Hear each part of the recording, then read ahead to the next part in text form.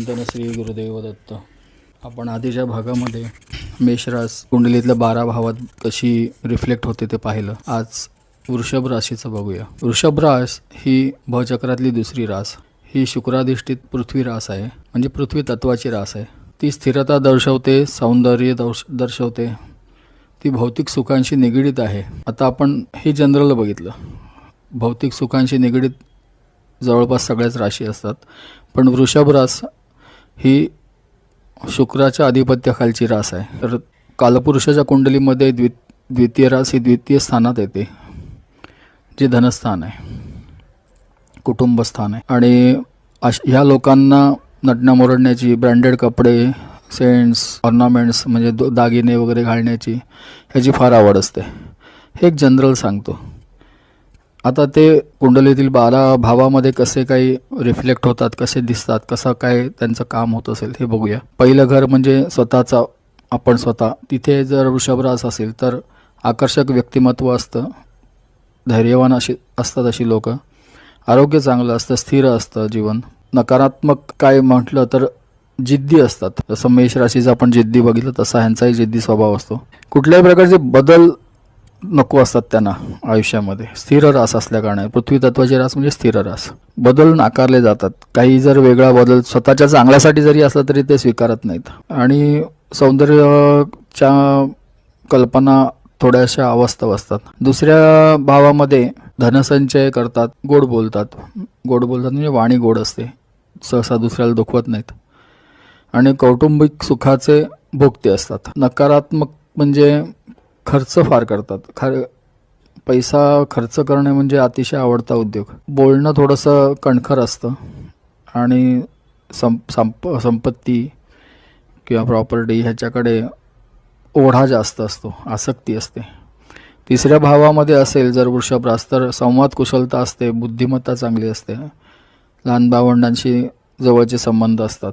जिद्दीपणा इथे पण असतो. छोटे मोठे विवाद होतात, फार मोठं ताणत नाहीत. छोट्या छोट्या गोष्टींमध्ये छोटे मोठे विवाद थांबतात गोष्टी. थोडेसे अविवेकी म्हटले तरी चालेल. चौथ्या भावामध्ये मातापित्यांचं सुख मिळतं, स्थिर घर, मालमत्ता वाढ.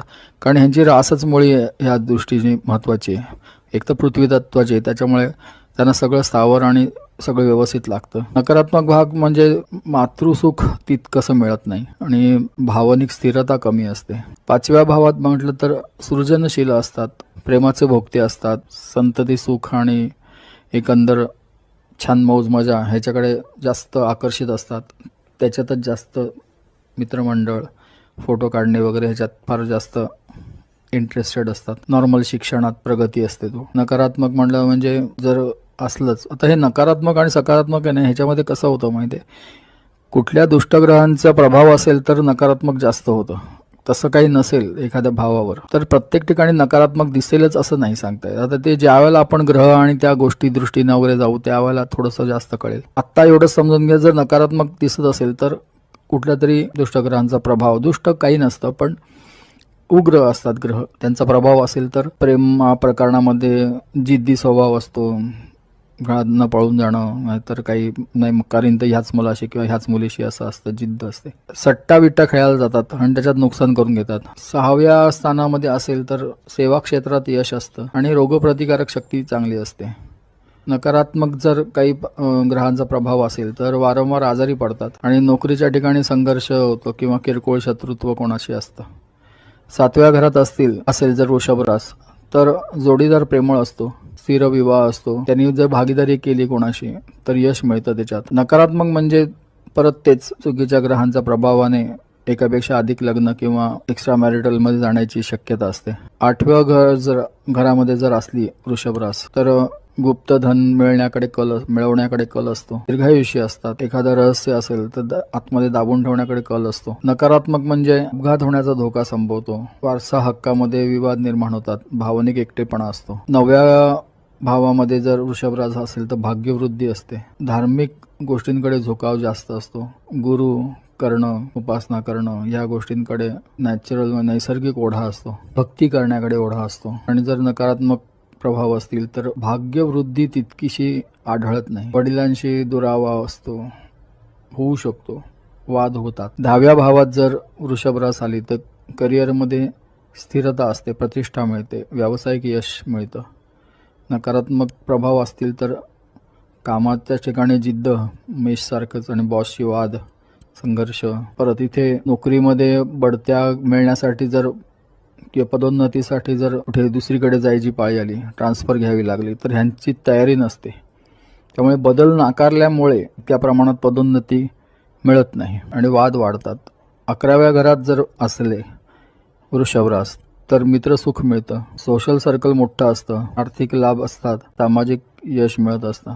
आणि नकारात्मक प्रभावांमध्ये मित्रांकडून विश्वासघात होतो किंवा इच्छापूर्ती व्हायला जरा विलंब लागतो. 12व्या घरात जर असेल वृषभ रास तर आध्यात्मिक प्रगती चांगली करतात, विदेश यात्रा घडू शकते यांना. इंडस्ट्रियस म्हणजे उद्योजक असतात, बेसिकली त्या क्षेत्राकडे ओढा असतो.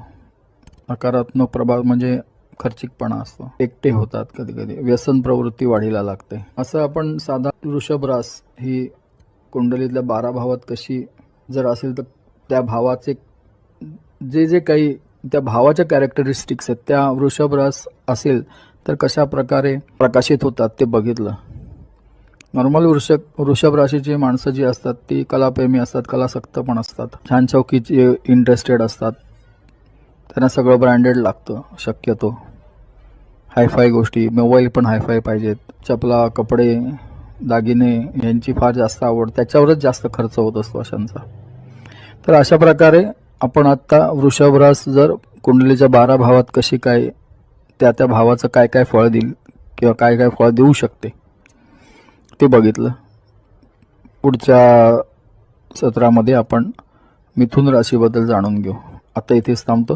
वत्सल भक्ता अभिमानी राजाधिराज योगीराज परब्रह्म सद्गुरू श्री स्वामी समर्थ महाराज की जय. श्री गुरुदेव दत्त.